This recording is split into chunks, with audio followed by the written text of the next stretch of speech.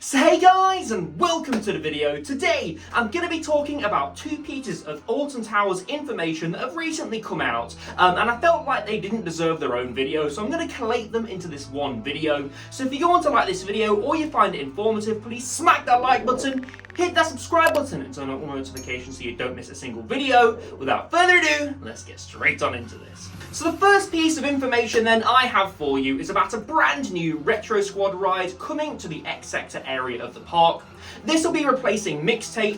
Mixtape was a retro squad ride that got brought in for the 2021 season and was removed at the end of the 2021 season.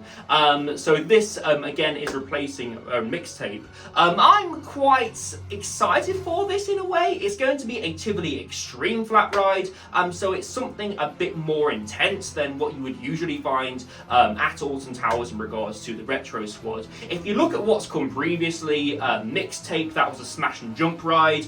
We've got a Super Trooper in X Sector, that is Funk and Fly, and we've also got a Waltzer ride in Dark Forest, that is Roller Disco. This is a pretty interesting choice just because of how extreme this flat ride is going to be. Like I said, these are pretty intense rides, but in my vlog, Josh made a pretty good point.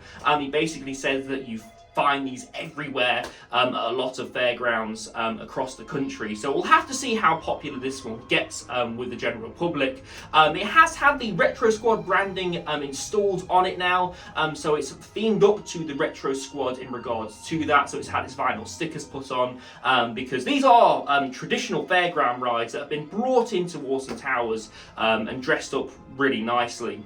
Like I said though, I've already expressed my opinions in regards to the Retro Squad. I made a video dedicated to that, but in my opinion the Retro Squad just don't fit Alton Towers at all. It seems a bit silly really having unthemed flat rides in well-themed areas, but nonetheless though I'm looking forward to this in some ways really, just because it's a more extreme flat ride to have as part of the Retro Squad at Alton Towers. So we'll have to see how this one rides, but I'll definitely be bringing you a vlog when this does open. So the next topic then I have is in regards to the Nemesis retrack. So if you've not watched my original video, I will leave it down in the description. Basically, Alton Towers submitted a planning application seeking the lawfulness to retrack Nemesis, touch up the overall Forbidden Valley area of the park, and also do some theme touch-ups to the Nemesis roller coaster. This has since been approved, which basically means that Alton Towers can go ahead with retracking Nemesis and doing all of the work which they stated in the original application. Again, I'll leave the video down in the description if you want to know exactly what that contains. I've changed my mind on this actually, because I know originally I was quite skeptical about it, understandably so, because Nemesis is my favourite roller coaster here in the UK. I absolutely love Nemesis. So I've had some time to think about it, and Nemesis is going on for 30 years old.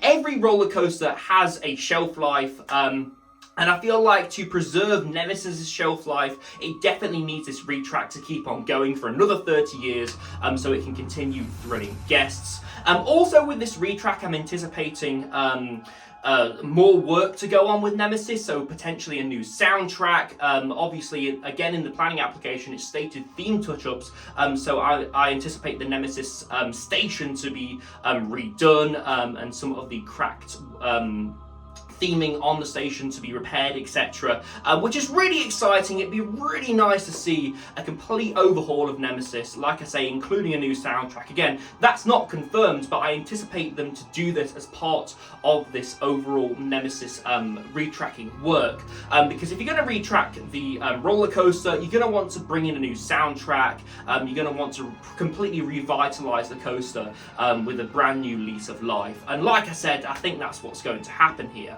And I'm really excited, I really am. It's sad that Nemesis is going to be closed for a year. In regards to when Nemesis is going to be closed, that's a subject for debate. Quite a lot of people think that it's going to close during the season, and quite a lot of people think it's going to close at the end of the season. I personally think it's going to close towards the end of the season, but not at the end of the season. They're going to be wanting to get the track on site, and they're also going to be wanting to get the initial work started before the track arrives on site. So I definitely think that Nemesis will close towards the end of the season for that initial work to take place.